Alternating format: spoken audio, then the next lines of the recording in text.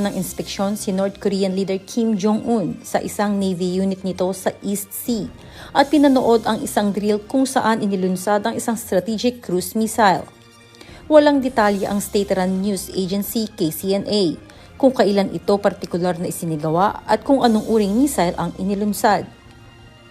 Gayunman, inilabas ang anunsyo bago ang annual Ulchi Freedom Shield Drills na isang major joint exercise sa pagitan ng Seoul at Washington na nakatakda hanggang August 31.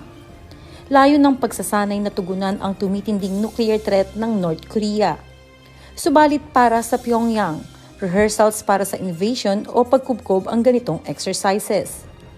Paulit-ulit din itong ibinabala ang pagkakaroon ng matinding tugon.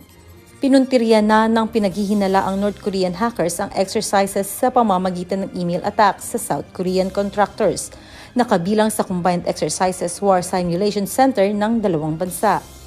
Inilabas din ang anunsyo ng cruise missile test, ilang araw matapos na makipagpulong si US President Joe Biden kina South Korean leader Yoon Suk-yeol at Japanese Prime Minister Fumio Kishida. Early Briones, UNTV News and Rescue.